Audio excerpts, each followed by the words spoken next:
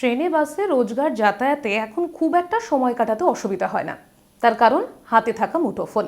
দীর্ঘক্ষণ ঘাড় নিচু করে ফোন দেখা চলছে এবং এক্ষেত্রে বর্তমান সময় তো খুব ভালো কাটছে ঠিকই, কিন্তু অদূর ভবিষ্যতে আমাদের এই অভ্যাসগুলোই কিন্তু আমাদের জীবনে ডেকে আনছে মারাত্মক বেশ কিছু রোগ। তার মধ্যে কিন্তু উল্লেখযোগ্য সার্ভাইকাল স্পন্ডিলাইসিস। এই ব্যাপারে বিস্তারিত কথা বলবো। এই মুহূর্তে আমার সঙ্গে উপস্থিত রয়েছেন senior consultant orthopaedic surgeon doctor Nikhilesh Das.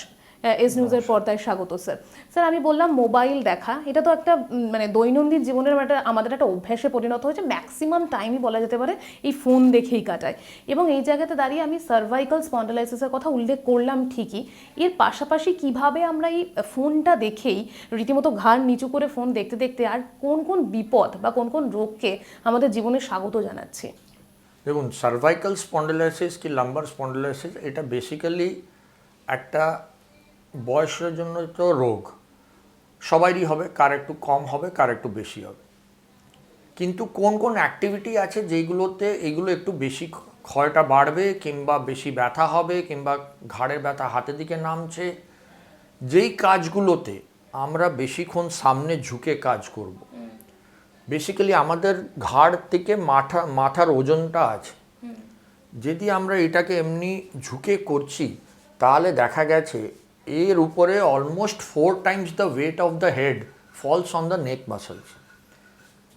তাতে কি হচ্ছে, নট অনলি আমাদের বোনের উপরে স্ট্রেস পড়ছে, কিন্তু আমাদের ডিস্কের উপরে স্ট্রেস পড়ছে এবং আমাদের নার্ভসের উপরে স্ট্রেস পড়ছে, যেটাকে স্পাইনাল কর্ড হয়।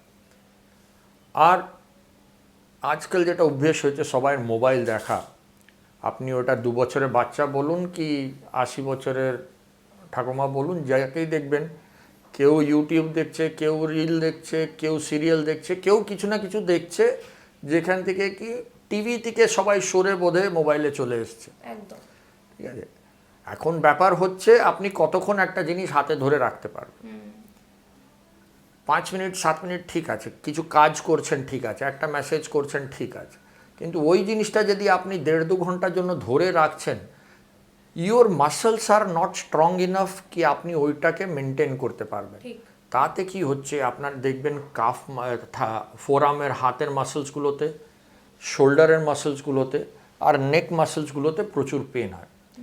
ওই পেনটা আপনি নেগলেক্ট করলে কিছুদিন পরে ওইটা পেনটা হঠাৎ করে দেখবেন হাতটা ঝিনঝিন করছে, অবশ লাগছে, ভারী লাগছে। এইগুলো সব সাইন্স হচ্ছে কি প্রবাবলি আপনি যতটা সময় দেখা উচিত তার থেকে অনেক বেশি সময় আপনি মোবাইল দেখছেন, আপনি এক্সারসাইজ ঘাড়ের জন্য, স্ট্রেংথ বাড়ানোর জন্য কিছু করছেন না, এবং এটা ধীরে ধীরে ধীরে ধীরে আপনার বাড়তে থাকবে টিল আ স্টেজ যেখানে কি আপনার স্পন্ডিলাইটিসটা আপনার নার্ভের উপরে প্রেশার দিয়ে আপনার হাতে অবশ কিংবা ঝিনঝিন করবে। এই জিনিসটা আমরা প্রথম দেখেছিলাম যখন ধরুন কম্পিউটার আসলো।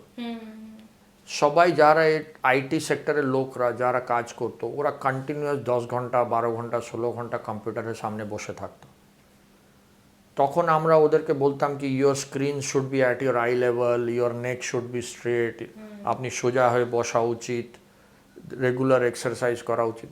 বাট এখন যেই সিচুয়েশন এসে গেছে, আপনি 2 বছর বাচ্চাকে মোবাইল না দিলেও খাওয়া খাচ্ছে না, 5 বছর বয়সে বাচ্চাকে বসে চুপচাপ বসানো থাকলে, নর্মাল বাবা মা দুজনেই কাজ করছে, ওকে বাড়িতে বসিয়ে রাখা, চুপচাপভাবে কোনোভাবে বসিয়ে রাখা, ওকে একটা মোবাইল দিয়ে দাও, ওর নিজের সময়ের মতন দেখতে থাকছে।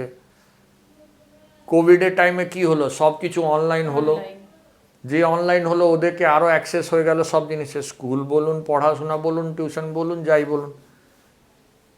এখন রিলের কালচারটা পপুলার হয়ে গেছে, কিছু লোক বানাচ্ছে, কিছু লোক দেখছে, কন্টিনিউয়াস ওইটা চলছে।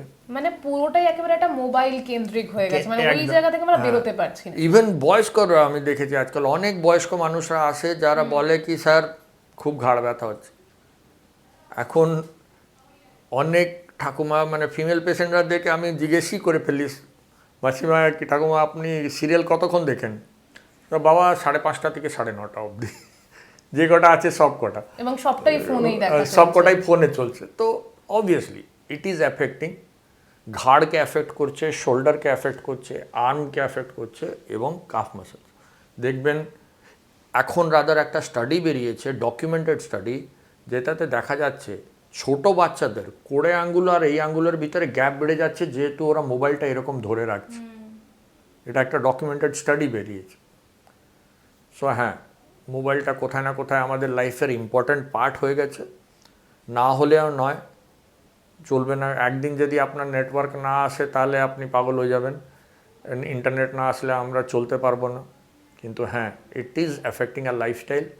অ্যাপার্ট ফ্রম আমাদের ফিজিক্যাল পয়েন্ট অফ ভিউ, আমাদের অর্থোপেডিক সাইড থেকে যদি ফিজিক্যালটা ছেড়েও দেন, বাকি তো ওই রেডিয়েশন ব্যাপারগুলো আছে, ওইগুলো আমি অতটা বলা ঠিক হবে না।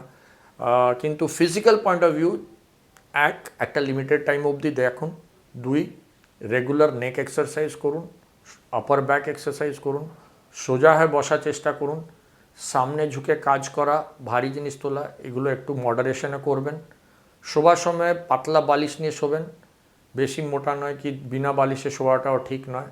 যদি স্পন্ডিলাইটিস প্রুভ হচ্ছে তাহলে একটা সার্ভাইকাল পিলো ইউজ করাটা বেটার হবে। একদমই তাই। আর একটা বিষয় স্যার, আপনি যেটা মানে আপনার কথাতেই পরিষ্কার হয়ে যাচ্ছে যে এই জটিলতাগুলো বা এই ঘাড়ের ব্যথা বা আমাদের হাত কোমরের ব্যথা, এই বিষয়গুলো কিন্তু এখন আর কোনো বয়সের মধ্যে আটকে নেই। তো সেই জায়গায় দাঁড়িয়ে মানে শুধুমাত্র লাইফস্টাইল নাকি বাদবাকি আরও বেশ কিছু জায়গা মানে কন্ট্রোল করে বা কিছু জিনিসকে আমরা যদি কন্ট্রোলে রাখি, তাহলে এই বিষয়গুলো বা এই জটিল জায়গাগুলোতে আমরা যাব না? হোয়াট এভার ইউ ডু, এটা একটা মডারেশন হওয়া উচিত। খুব বেশি করে ফেললাম কি একদম করলাম না, দুটোই খারাপ। একটা মডারেশনে করুন। হ্যাঁ, সব কিছু মোবাইলে এখন কেউ শেয়ার মার্কেট করছে, কেউ ও পড়াশোনা করছে, কেউ এন্টারটেনমেন্টের কাজ করছে, কিন্তু করতে হবে, কিন্তু প্রবাবলি কোথায় না কোথাও এটা কাজের ভিতরেই লিমিট রাখতে হবে। যদি কন্টিনিউয়াস করতে হচ্ছে, বাধ্য হচ্ছেন করতে, তাহলে প্রত্যেক 1 ঘন্টায় 2 মিনিটের জন্য একটু দাঁড়িয়ে নেক এক্সারসাইজ করে, একটু মোবিলাইজ করে নিজেকে, তারপরে আবার বসা। ওইটুকুনি কাজ করার জন্য আপনার যা স্ট্রেংথ দরকার, এক্সারসাইজ করে ওই স্ট্রেংথগুলোকে রিগেইন করা, মাসেলগুলোকে কন্ডিশন করা, কি ওই মাথাটাকে অতক্ষণ ঝুঁকিয়ে আপনি কাজ করতে পারবেন।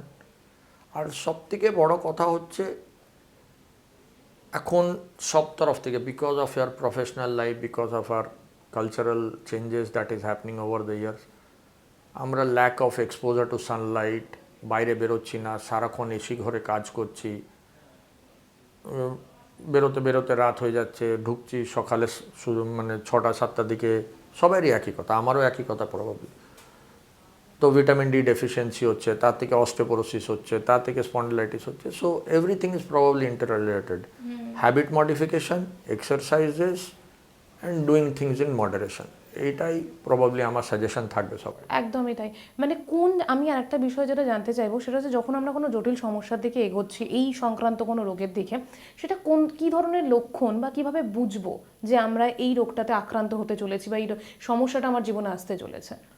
যদি আপনি, ঠিক আছে, ঘাড়ে ব্যথা 1 ঘন্টা কাজ করার পরে, 2 ঘন্টা কাজ করার পরে হতে পারে, কিন্তু যদি আপনি আমাকে জিজ্ঞেস করেন রেড ফ্ল্যাগ কোনটা, যদি আপনি দেখেন কি আপনার ঘাড়ে ব্যথাটা কাঁধের দিকে নামতে শুরু করছে কিংবা হাতের দিকে নামছে, কি আঙ্গুলগুলো ঝিনঝিন করছে, স্পেশালি এই 3টে আগে করবে, 1, 2, 3 যেটা, এইগুলো ঝিনঝিন করা শুরু করছে, কি অবশ হওয়া শুরু করছে, কিছু একটা ধরতে গেলে আঙ্গুলগুলো ভারী ভারী লাগছে, তাহলে ইমিডিয়েটলি কোনো ডক্টর কনসাল্ট করা উচিত।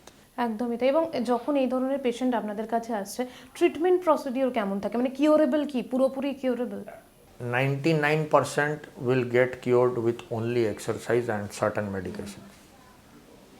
1% থেকে কমেরও সার্জারি লাগে, that is after everything has failed, তার আগে লাগে না। একদমই তাই। আপনি আগেই সতর্ক হওয়া মানে কীভাবে সতর্ক হতে পারি সেটা জানিয়েই দিয়েছেন। তবে যেহেতু শেষ করব, তাই আরও একবার রিমাইন্ড দেবার চেষ্টা করব যে এই জায়গাগুলো থেকে নিজেদেরকে বিরত রাখার জন্য কী মাথায় প্রতিদিন রাখা জরুরি, যাতে ভবিষ্যতে আমাদের জন্যই আমাদের জীবনটা ঝুঁকির না হয়ে যায়। বাচ্চাদের থেকে যদি শুরু করি, ছোটোবেলা থেকে অভ্যেস না করা, হাতে মোবাইল না দেওয়া, প্রবাবলি কোথায় বাচ্চাদেরকে ওই মাঠে খেলতে ছাড়তে হবে। ফ্ল্যাট কালচারে আছি আমরা সবাই, মাঠ নেই, খেলাধুলা নেই, তো don't let them make the habit of mobile. বাচ্চাদেরকে একটু ফিজিক্যাল এক্সারসাইজওয়ালা গেম, স্পোর্টস এইসবে ইনভলভ করা, বড়রা রেগুলার একটু নেক এক্সারসাইজ করা। যদি আপনার প্রফেশন আপনাকে ফোর্স করছে কি আপনাকে বসে কাজ করতেই হবে মোবাইল ধরে কি ল্যাপটপ ধরে কি ডেস্কটপ ধরে, এতটাই এক্সারসাইজ করে নিজে মাসেলসগুলোকে স্ট্রং করে নিন যেমনি কি আপনি ঝুঁকে কাজ করলেও আপনার স্পাইনাল কর্ড আর নার্ভের উপরে প্রেশার না পড়ে। যা স্ট্রেন পড়ছে আপনার muscle should be able to take care of it. আর exercise is the pivot of the entire thing. আপনি যত ভালো করে ব্যায়াম করবেন তত স্ট্রং হবে, যত স্ট্রং হবে তত কম ব্যথা যন্ত্রণা হবে। একদমই তাই, একদমই। আর একটা বিষয় স্যার যেটা জানতে ইচ্ছে করছে আমার, যেটা হচ্ছে এখন মোবাইল, আপনিও বারংবার বলছিলেন যে মোবাইল ছাড়া ভাবাটা সম্ভব নয়, কারণ অনেক কিছু এটা আমাদের জীবনের পার্ট হয়ে গেছে, অনেক ইম্পর্টেন্ট কাজ করি আমরা।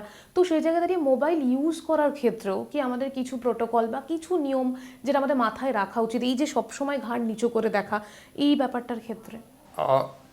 কিছু আপনাকে যদি লং আওয়ার্সের জন্য দেখা আছে, দেখতেই হবে, তাহলে প্রবাবলি আপনাকে ওই যে হ্যান্ডেল ফ্যান্ডেল পাওয়া যায় ওই ধরনের কিছু করে উপরে তুলে রেখে দেখা উচিত। আফটার আ পার্টিকুলার অ্যাঙ্গেল, ধরুন 30 ডিগ্রিস পরে যদি আপনি বেন্ড করার চেষ্টা করছেন, you are putting almost 5 times the weight of your head on the neck. ওইটা খুবই খারাপ, ওই প্রেশারটা খুব বেশি। যদি এমনি যে কথা বলছি কি একটা মেসেজ করছি কি 4টে মেসেজ করছি তাতে খুব একটা মেন এখন প্রবলেম হয়ে গেছে, ইভেন যারা কাজের ক্ষেত্রে করছে ওরা কন্টিনিউয়াস তারা মেল করছে কি আপনারাই বোধহয় পুরো জিনিসটা মোবাইলে করছেন, কত লোককে আপনার দেখেছি পুরো মোবাইলেই ওরা শুটিং করছে কি ইন্টারভিউ করছে। তো এই ব্যাপারগুলো যেটা হচ্ছে আমাদেরকে একটা মডারেশনে করতে হবে। আর হ্যাঁ, যেটা একটা অ্যাথলিটকে, একটা ম্যারাথন রানার কেন আজকে 10 কিলোমিটার দৌড়তে পারে, কেননা দিনের পর দিন ও হ্যাবিট করেছে। আমাদেরকে আস্তে আস্তে এক্সারসাইজ করে বডিটাকে অ্যাকাস্টম করতে হবে, তারপরে ওই কাজটা করতে হবে। একদমই। অসংখ্য ধন্যবাদ ডক্টর আপনাকে এতটা সময় দেওয়ার জন্য। এবং ডক্টর যেমনটা বললেন যে আধুনিক জীবনে বা আধুনিক জীবনযাত্রায় আধুনিকতাকে তো বাদ দিয়ে চলা সম্ভব নয়, তবে অত্যাধুনিক হয়ে যাওয়াটাই কিন্তু অনেক সময় প্রবলেম হয়ে দাঁড়াচ্ছে বা সমস্যার হয়ে দাঁড়াচ্ছে। তাই মোবাইল দেখুন, মোবাইলকে ইউজ করুন, কিন্তু সেই জায়গায় দাঁড়িয়ে একটু সতর্ক থাকুন, তাহলেই সুস্থ থাকবেন।